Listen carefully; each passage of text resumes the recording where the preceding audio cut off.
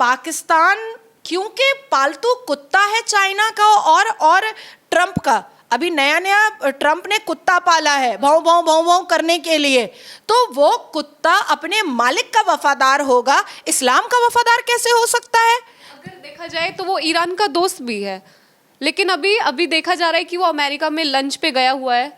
आसिफ मुनीर की अगर मैं बात करूं तो वो वहाँ पे लंच पे भी गए हैं, तो अपना फैसला भी चेंज कर सकते हैं। दोस्ती एक तरफ है और अगर अमेरिका ने प्रेशर बनाया तो पलट भी सकता है पाकिस्तान। बड़ा नेता जब अपनी इलेक्शन कैंपेनिंग के लिए निकलता है तो क्या वो भिखारियों के साथ खाना नहीं खाता है? लेकिन 4 दिन बाद खाया। हाँ तो खाया ना। तो भिखारी के साथ खाना खाना तो एक बहुत बड़ी बात होती है। और जनरल आसिम मुनीर ने तो खुद अपने प्रेस कॉन्फ्रेंस में कहा है कि वो ट्रंप का बहुत बड़ा फैन था। तो फैन से कौन नहीं मिलता? फैन से तो हम भी मिलते हैं। एयरपोर्ट पे कोई फैन मिल जाता है तो बिल्कुल सेल्फी लेते हैं, उसके साथ खड़े होकर के, उसके कंधे पे हाथ रख करके लेते हैं। तो कभी कभी तो पाउट भी बनाना पड़ता है, अगर कोई यंग लड़की, युवा लड़की मिल जाती है तो फैन से तो मिलना ही पड़ता है। अब हम घर में कुत्ता पालते हैं, तो कुत्ता पालते हैं, जब उसको खाना बढ़ाते हैं तो अपने हाथ से ही बढ़ाते हैं ना भैया, पैर से तो नहीं ढकेल देते। तो ट्रंप ने पाकिस्तानी कुत्ता पाला है, तो खाना बिठा करके खिला दिया, तो घर में कुत्ते को भी खिलाया जाता है। ट्रंप तो अपने कुत्ते को भी खाना खिलाता होगा, तो आसिम मुनीर और कुत्ते में फर्क क्या है? जैसे ट्रंप का कुत्ता वैसे ही ट्रंप का आसिम मुनीर कुत्ता, बात तो साफ है। अब देखिए ट्रंप ने कितने जबरदस्त तरीके से आसिम मुनीर के गले में कुत्ते का पट्टे का स्क्रू टाइट किया है, ये भी आपको समझना पड़ेगा। पहले ईरान के जो सेना के जो सबसे बड़े प्रमुख थे, उनका नाम है मोहसिन रिजवी। मोहसिन रिजवी ने अपने प्रेस कॉन्फ्रेंस में क्या कहा?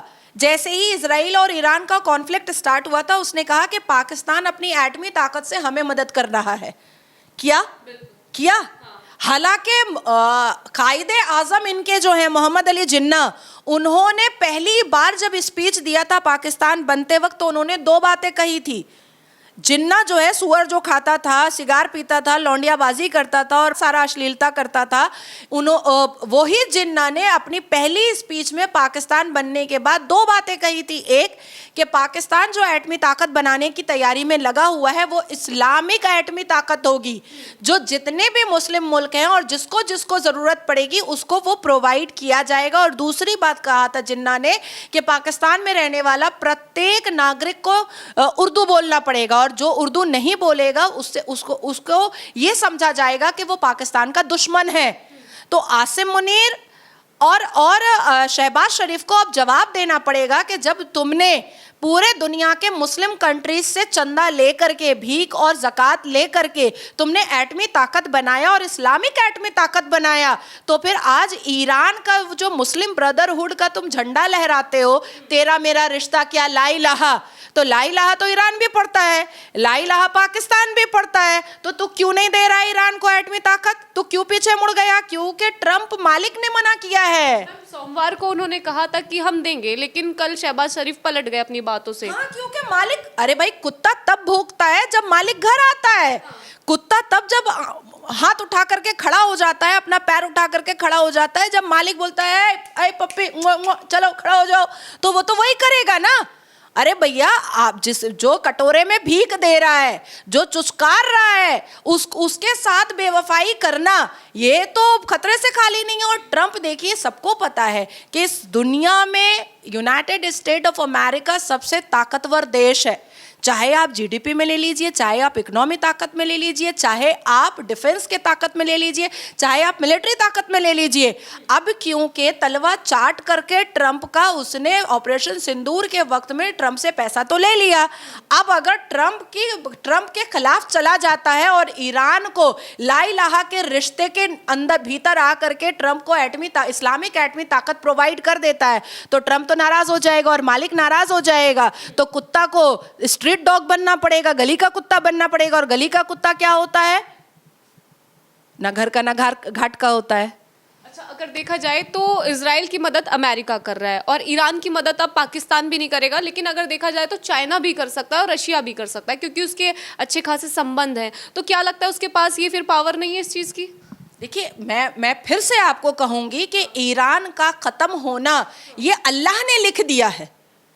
ईरान से अच्छे रिलेशन तो भारत के भी हैं, और इजराइल से अच्छे रिलेशन भारत के भी हैं, लेकिन क्यों ईरान को कोई फायदा नहीं दिया जा रहा है, ना भारत की तरफ से ना रशिया की तरफ से। और सबसे पहली बात, सबसे बड़ी बात कि ला इलाहा वाले 56 मुल्क क्यों नहीं कर रहे हैं ईरान को मदद, ये भी तो समझना पड़ेगा। क्योंकि ये अल्लाह का पैगाम है, जो अल्लाह के मैसेंजर ऑफ गॉड नेतन्याहू के सपने में आकर के बोल दिए कि अब तुम ईरान को खत्म कर दो।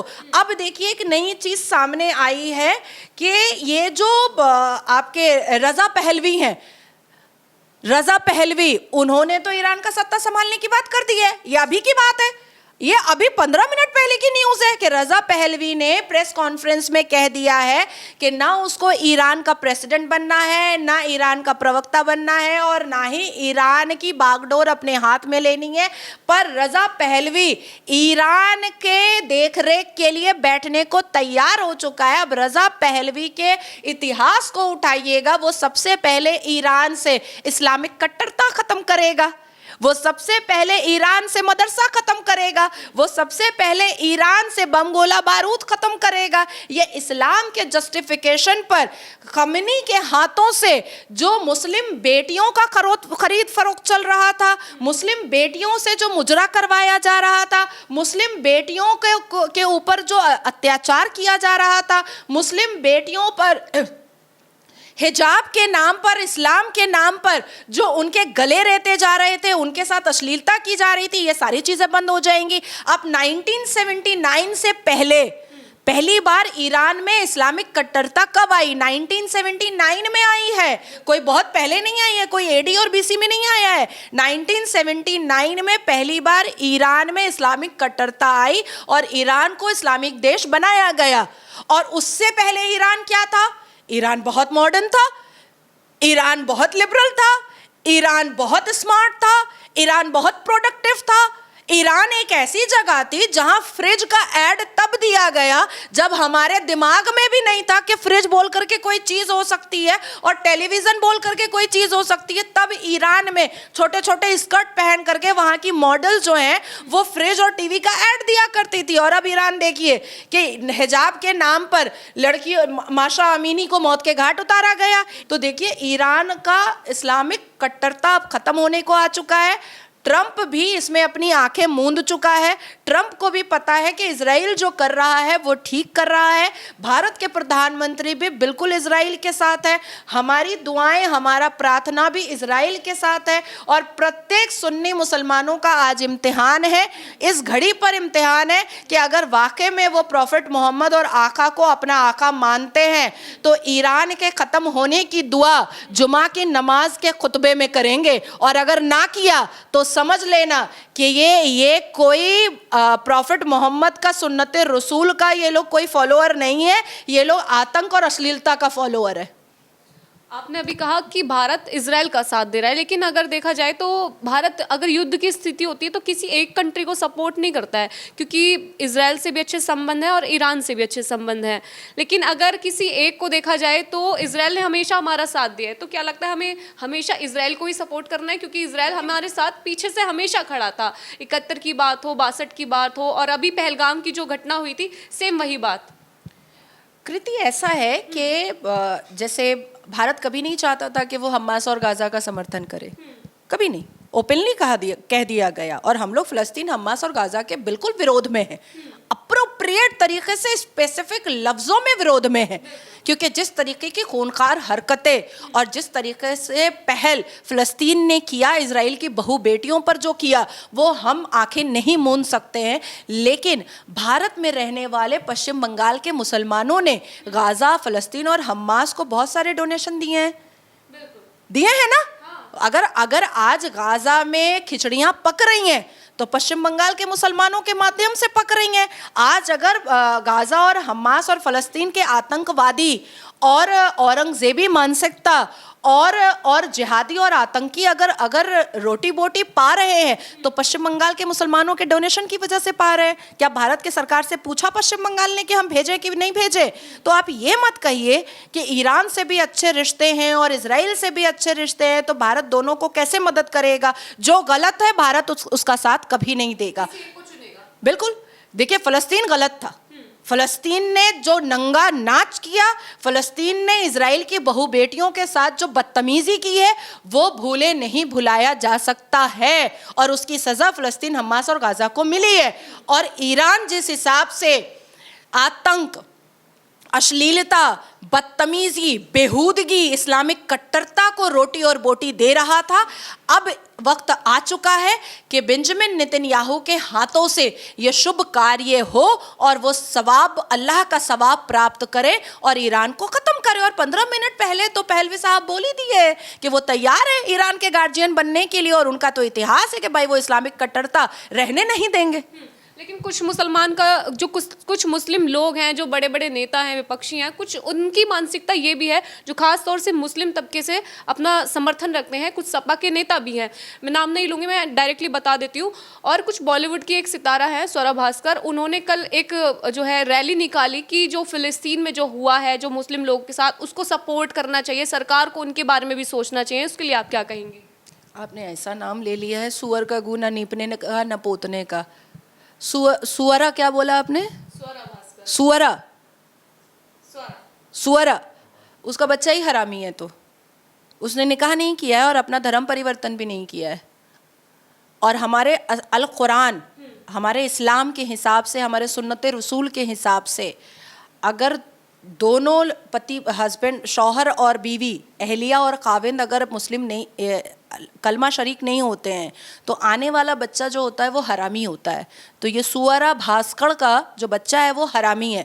पहले वो अपने बच्चे को लीगल करे, पहले वो अल कुरान पढ़े, पहले वो ला इलाहा इल्लल्लाह मुहम्मदुर रसूलुल्लाह पढ़े, पहले सुअरा भास्कर जो है अशहदु अन ला इलाहा का मतलब समझे, शहादा किसको कहा जाता है उसको समझे, अल कुरान में पढ़े कि किस तरीके से शियाओं ने प्रॉफिट मोहम्मद के नवासों का गला रेता था। उसके बाद फिर ईरान और इजराइल के कॉन्फ्लिक्ट में बात करें। सुअरा भास्कर को मैं एक और चीज़ बता देना चाहती हूँ कि शक्ल भी सुअर जैसी है और अकल भी सुअर जैसी है और पता नहीं अपने घर का खुद ही खा लेती होगी। सुअरा भास्कर को मैं बता दूं कि इजराइल जो है वो अल कुरान में 44 टाइम्स लिखा हुआ है और ईरान नहीं लिखा हुआ है, फ़लस्तीन नहीं लिखा हुआ है, हमास भी नहीं लिखा हुआ है और गाज़ा भी नहीं लिखा हुआ है। तो बनी इजराइल का जिक्र अल कुरान में है। हम जो कट्टर मुसलमान हैं, जो प्रॉफिट मोहम्मद को मानते हैं, वो इजराइल का समर्थन करेंगे। ये जाली पाखंडी सुअरा भास्कर ये क्या कर रही है? अपनी टीआरपी और अपनी सस्ती लोकप्रियता